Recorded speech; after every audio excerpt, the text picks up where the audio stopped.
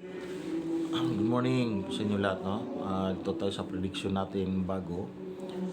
Pinapag-ingat ko ang lahat itong dengue, no, sa mga lamok, no? Lalo sa umaga. Lahat ng nito mabiktima, mga kabataan, kawawa naman. Ngayon po, para maiwasan itong dengue, kasi lalagaan na po talaga ang dengue. Maniwala kayo sa akin. Mahirap po yan. Kawawa ang mga bata, no? Hindi lang bata ang tatamaan nito. Yan ang gagawin natin ito para maiwasan yung mga tubig na na-stock, kanal. Yung kanal naman na hindi nakakadaloy, pwede nyo lagyan ng chlorine para mamatay ang kiti-kiti. Yun po ang dapat natin gawin. Tapos pausok. Kung mayroon kayong insenso, ano man pausok sa bahay nyo para umalis yung lamok, okay po. Katol o lotion, marami po. Pangalawa, kalinisan sa bahay. Yan po ang kailangan para di maano ng lamok. Ingat po ang lahat sa dengue na to. Yun lang po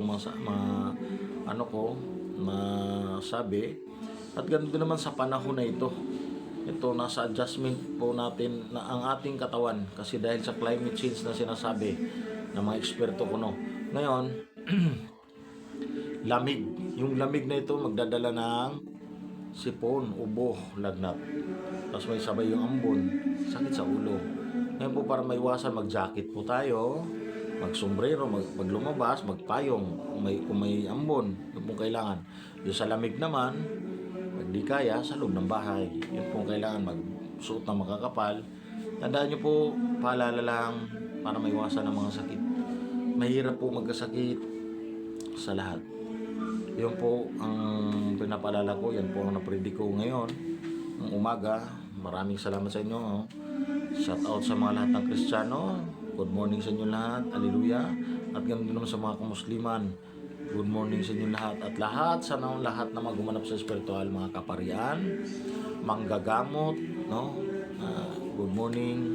Lahat ng debuto ng Nazareno, debuto ng Our Lady of Lourdes, ng Grotto Shrine ng San Jose del Monte, at ganoon naman debuto ng Birhen Manawag sa Pangasinan, at debuto ng Birhen ng Baclaran. God bless you sa inyo lahat. Hallelujah, hallelujah. Mag-iingat po lahat. God bless you po sa